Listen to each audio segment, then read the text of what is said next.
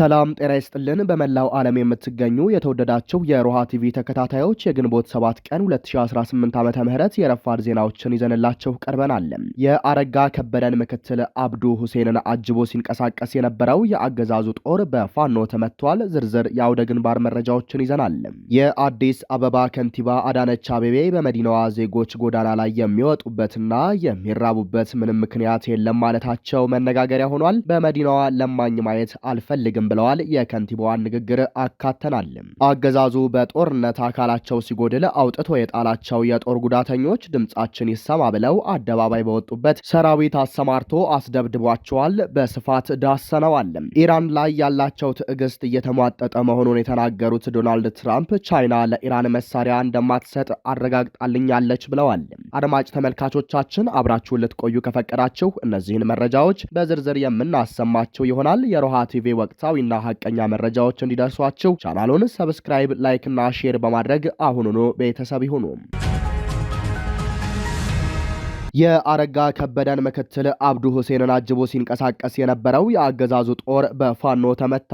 አብዱ ሁሴን የተባለው የአማራ ክልል ምክትል የብልጽግና ርዕሰ መስተዳደር ለማሳለፍ በሞከረው የብልጽግና ሰራዊት ላይ የአፋብን ምኒልክ እዝ 106ኛ ኮር እርምጃ እንደተወሰደበት ተገልጿል። ግንቦት 6 ቀን 2018 ዓመተ ምህረት የአማራ ፋኖ ብሔራዊ ንቅናቄ አፋብን ወሎ ቤተ አምሐራ ምኒልክ እዝ 106ኛ ኮር 22ኛ ክፍለ ጦር ሻለቃዎች በሚንቀሳቀሱበት ቀጠና ከጋሸና ወደ ፍላቂት ለማለፍ የሞከረው አብዱ ሁሴን ዙሪያ ጥበቃውን ለማስጠበቅ ከጋሸና፣ ከኮን፣ ከደብረ ዘቤጥ፣ ከቦያ፣ ከሐሙሲት፣ ከድብኮና ከጣጃ ያለ የሌለውን ጥምር ሰራዊት እያለ የሚጠራውን ሰራዊት አንቀሳቅሶና አጅቦ ሲመጣ በገጣጢትና በአርቢት እንዲሁም በወቄጣና ስስጊ ከወቄጣና ጋላ ደጀን የሞርተርና የድሽቃ ጥቃት ተከፍቶባቸዋል። አንድ የብልጽግና አገልጋይ ሎሌ ለማጀብ በርካታ ቁጥር ያለው የጥምር ሰራዊት አባላትና ሁለት ዙ 23 ከአራት በላይ ሞርተር እና በርካታ ድሽቃዎች የተቀመጠ ሲሆን ገጣጢት ተብላ ከምትጠራ ቦታ እንዲሁም ስስጊና ጋላ ደጀን በተባሉ ቦታዎች በፋኖ ከባድ ምት ሲደርስበት ንጹሃንን እየገደለ ወደ መጣበት ተመልሷል ሲል ምኒልክ እዝ ገልጿል። ከጋሸና በርካታ በመኪኖች የተጫኑ ጥምር ሰራዊቶች የጨመረ ቢሆንም ፋኖዎቹ ገዢ መሬትን በመያዝ ከየቦታው የተጠራቀመና ያልተግባባ የብርሃኑ ጁላን ሰራዊትም ሲለበልብ በአይኑ የተመለከተው አብዱ ሁሴን በመጨረሻ የብርሃኑ ጁላ ሰራዊቶች እንደማያድኑት ሲረዳ በፓትሮል አምልጦ ወደ ፍላቂት ሸሽቷል። በተመሳሳይ የአማራ ፋኖ ብሔራዊ ንቅናቄ አፋብን ወሎ ቤተ አምሐራ ምኒልክ እዝ 303ኛ ግዙፉ አሳምነው ኮር አካል የሆነው 30ኛ ክፍለ ጦር ቃኞች ባደረጉት የደፈጣ ጥቃት ከላሊበላ ወደ ሰቆጣ ይጓዝ የነበረውን የብልጽግና ሰራዊት ሰኞ ገበያ ከምትባል ቦታ ደፈጣ በመጣል ከባድ ሰብአዊና ቁሳዊ ኪሳራ እንዲያስተናግድ ተደርጓል። ጥቃቱ የተፈጸመው ግንቦት 6 ቀን 2018 ዓ.ም ንጋቱ 12 ሰዓት ተኩል እስከ ጠዋቱ 3 ሰዓት ገደማ ሲሆን 2 መድፍ፣ 5 ኦራል፣ 2 ሲኖትራክ፣ 6 አይሱዙ፣ 3 ፓትሮል ከነሙሉ ቁሳቁሱ ግራና ቀኝ አጅቦ ለማሳለፍ በተንቀሳቀሰበት ጊዜ ፋኖቹ ገዢ ቦታና ደፈጣ በመያዝ የጠላትን ኃይል ሲያራግፉት አርፍደዋል። በተደረገው የደፈጣ ጥቃት ኦፕሬሽን 16 የተደመሰሰና 11 የቆሰለ ሲሆን በደረሰበት መብረቃዊ የደፈጣ ጥቃት የተደናገጠው የብልጽግና አገዛዝ ጦር ዙ 23 መሳሪያን በመጠቀም በዘፈቀደ በመተኮስ የሁለት አርሶ አደሮችን ቤትና ንብረት ማቃጠሉ ታውቋል።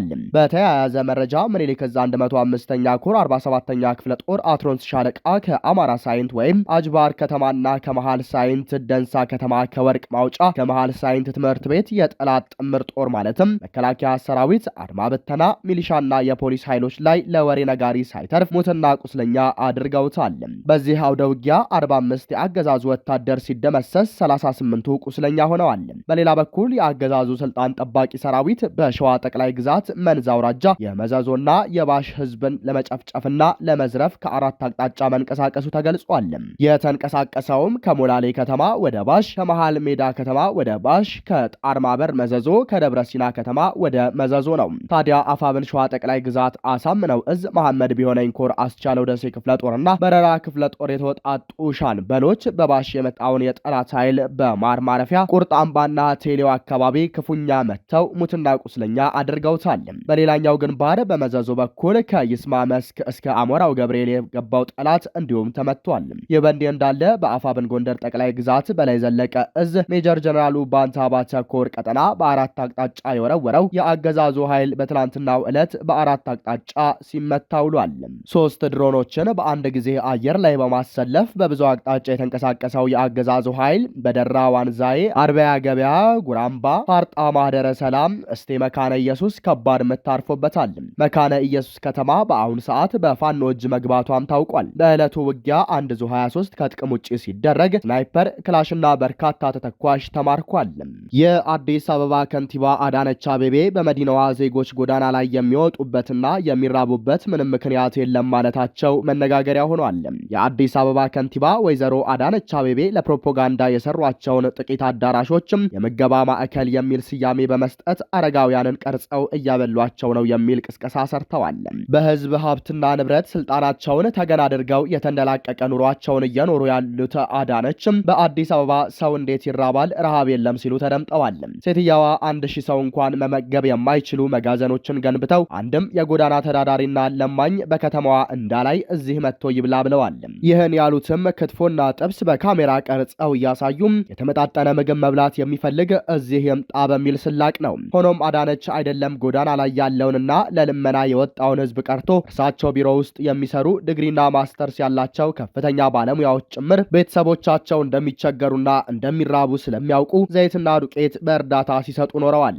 አገሩን ሁሉ ረሃብተኛ ህዝቡን ሁሉ ለማኝ ያደረገው የራሳቸው የብልጽግና አገዛዝ ሆኖ ሳለ ሰው እንዴት ተራብኩ ይላል ሲሉ የፈረንሳዩን አብዮት የሚያስታውስ ንግግር አድርገዋል። በፈረንሳይ አብዮት ወቅት ህዝቡ ቤተመንግስቱን ከቦ ራበን ዳቦ እንፈልጋለን የሚል ድምጽ ሲያሰማ የንጉሱ ልጅ ከራባቸው ለምን ኬክ አይበሉም ማለቷ ይታወሳል።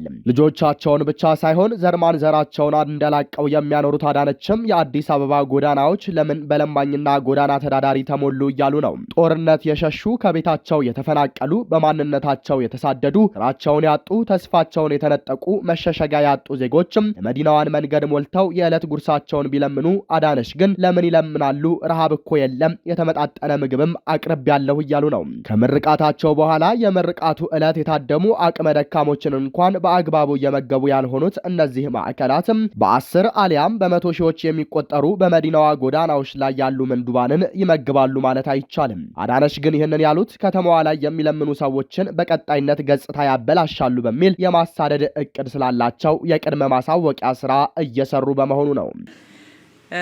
አዲስ አበባ ውስጥ እውነቱን ለመናገር እንደው ሌላ ምክንያት ምን እንደሆነ አላቅም፣ ጎዳና ላይ ወጥቶ ምግብ የሚያስለምን ምንም ምክንያት የለም።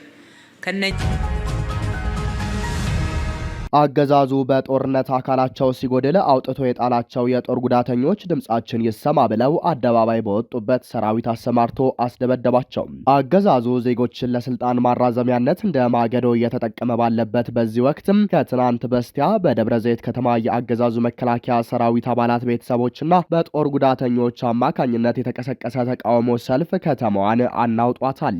ይህ ሰልፍ አገዛዙ ለሰራዊቱና ለቤተሰቦቻቸው ያለውን ንቀትና ክህደት ቁልጭ አድርጎ ያሳየበት ክስተት እንደሆነም ተነግሯል። በዕለቱ ወደ አደባባይ ከወጡት ሰልፈኞች መካከል አብዛኞቹ ልጆቻቸውን ለአገዛዙ መከላከያ ሰራዊት የሰጡ እናቶችና አባቶች ናቸው። እነዚህ ቤተሰቦች ልጆቻቸው ወደ ግንባር ከተላኩ በኋላ ድምጻቸው መጥፋቱን የደረሱበት እንደማይታወቅና አገዛዙም ስለ ልጆቻቸው ሁኔታ ምንም አይነት መረጃ እንደማይሰጣቸው ገልጸዋል። ልጆቻችን በሕይወት ካሉ ይምጡልን፣ ከሞቱም መርዷቸው ይነገረን፣ እንዲሁም ልጆቻችን የተሰዉብንና አካላቸው የጎደለብን ተጠቅሞ እንደተጣለ ዕቃ ነው የሆነው በሚል በለቅሶ የታጀበ ተቃውሞ ሲያሰሙ ውለዋል። አሁን በደረሰኝ የቪዲዮ ማስረጃ ደግሞ እነዚህ የሰራዊት አባላትና በጦርነት የተገደሉ ወታደሮች ቤተሰቦችን ብልጽግና ወታደር አሰማርቶ ደብድቧቸዋል። ከፍተኛ ድብደባና ወከባ የደረሰባቸው እነዚህ ወታደሮችና የወታደር ቤተሰቦችም የከተማ አስተዳደሩ ፖሊስ አሰማርቶ ድብደባና ወከባውን እንደፈጸመው ነው የተገለጸው። የፖሊስ አባላቱ ወታደሮቹና ቤተሰቦቻቸው ተቃውሞውን አሰምተው ሲመለሱም በየመንገዱ እየጠበቁ ነጣጥለው እንደደበደቧቸውም ታውቋል። የተደበደቡት አዛውንቶች የአካል ጉዳተኞች ከመሆናቸውን ባሻገር የመከላከያን ዩኒፎርም ለብሰው ጭምር መሆኑ እያነጋገረ ነው።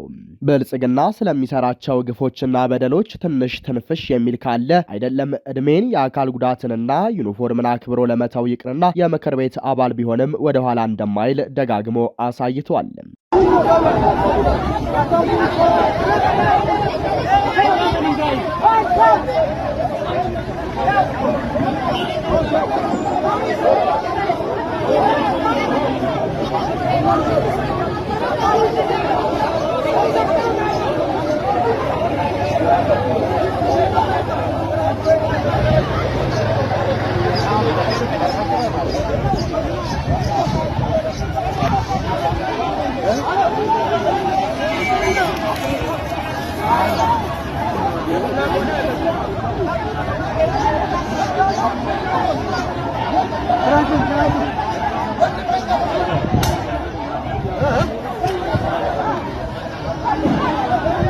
በሰልፉ ላይ በይፋ እንደተሰማው ልጆቻቸው በጦርነት የተገደሉባቸው በርካታ ቤተሰቦች ለህልፈታቸው ተገቢው እውቅና እንዳልተሰጠውና መብታቸው የሆኑ ጥቅማ ጥቅሞችን እንደተከለከሉም በምሬት ገልጸዋል።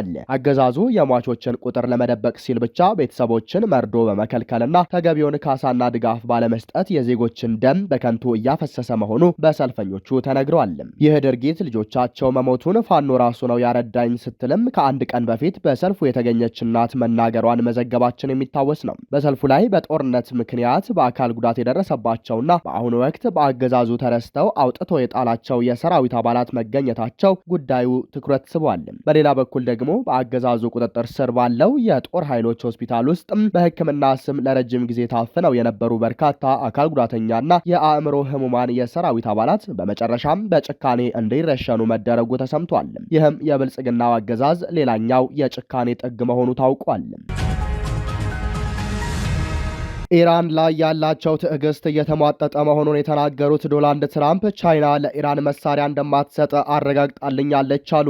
የአሜሪካው ፕሬዝዳንት ዶናልድ ትራምፕ ከቻይናው መሪ ዢ ጂንፒንግ ጋር የተነጋገሩ በኋላ ኢራን ላይ ያላቸው ትዕግስት እየተሟጠጠ መሆኑን ተናግረዋል። የአሜሪካው ፕሬዝዳንት ሐሙስ ዕለት ከቻይናው መሪ ዢ ጂንፒንግ ጋር ስለ ኢራን ጦርነት ከተነጋገሩ በኋላ ለፎክስ ኒውስ በሰጡት ቃለ ምልልስ ላይ ትዕግስታቸው የተሟጠጠ መሆኑን ነው የገለጹት። በትላንትናው ዕለት ከተባበሩት አረብ መሬት የባህር ዳርቻ ወጣ ብሎ በሚገኝ ስፍራ የኢራን ወታደሮች መርከብን ማገታቸው ተሰምቷል። ዋይት ሀውስ ትራምፕና ዢ በውይይታቸው ወቅት የሆርሙዝ ወሽመጥ ክፍት እንዲሆን መስማማታቸውን ገልጿል።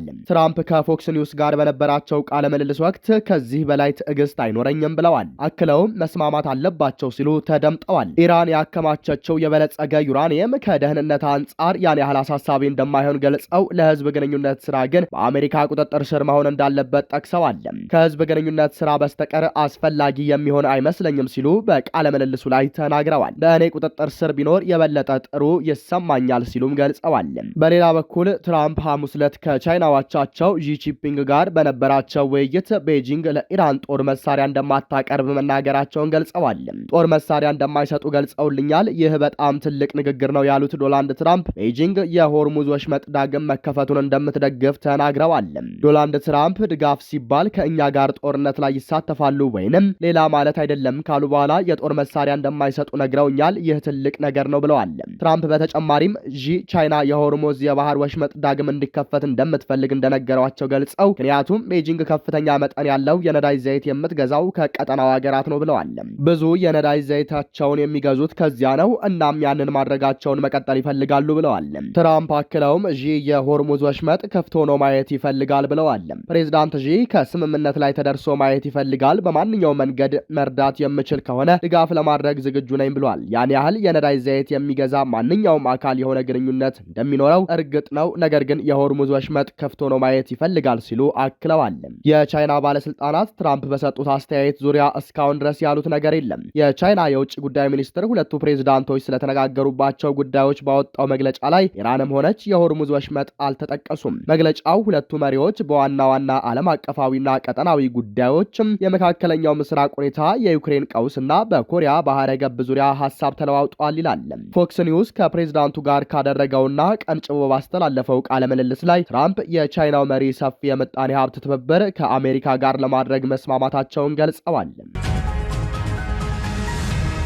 ሁለተኛው የአማራ ጆርናል ዓለም አቀፍ ሳይንሳዊ ጉባኤ ከሜይ 23 እስከ 24 2026 በሜሪላንድ ሲልቨር ስፕሪንግ ሲቪክ ቢልዲንግ ቬትራንስ ፕላዛ ይካሄዳል።